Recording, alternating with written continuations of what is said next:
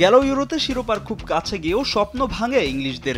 সেই আক্ষেপ গোছানোর মিশনে ভ্যালেন্টিন্স অ্যারেনায় নবাগত সার্বিয়ার বিপক্ষে মাঠে নামে ইংল্যান্ড। কাগজে কলমে শক্ত প্রতিপক্ষ হলেও তারকা ঠাসা ইংল্যান্ডের কঠিন পরীক্ষা নিয়েছে সার্বিয়া। ম্যাচে হ্যারি কেইনদের গোল মিসের মহড়া আর ছন্ন ছাড়া ফুটবল অবশ্যই দুশ্চিন্তার কারণ হবে ইংলিশ ফ্যানদের।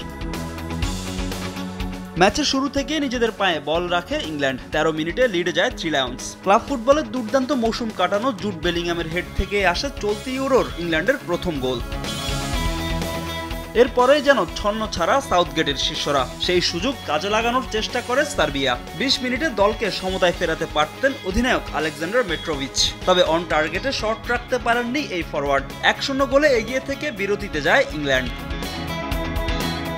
দ্বিতীয়ার্ধেও ছন্ন ছাড়া ফুটবল খেলে হ্যারি কেইন, ফিল ফোডেন ও ডেকলান রাইসরা। 78 মিনিটে হ্যারি কেইনের হেড ফেরত আসে বারে লেগে। 81 মিনিটে ব্লাহোভিচের শট ঠেকিয়ে দেন ইংলিশ গোলরক্ষক জর্ডান পিকফোর্ড। এরপর আর ম্যাচে ফিরতে পারেনি সার্বরা। মূল্যবান 3 পয়েন্ট নিয়ে ম্যাচ শেষ করে হ্যারি কেইনের দল।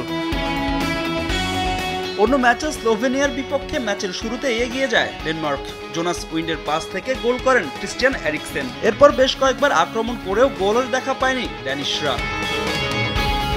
বরং দ্বিতীয়ার্ধে নিজেদের গুছিয়ে নেয় স্লোভেনিয়া। 77 মিনিটে এরিক জানজার গোলে ম্যাচে ফিরে তারা। নির্ধারিত সময়ে আর কোনো গোল না হওয়ায় 1 পয়েন্ট নিয়ে সন্তুষ্ট থাকতে হয় ডেনমার্ককে।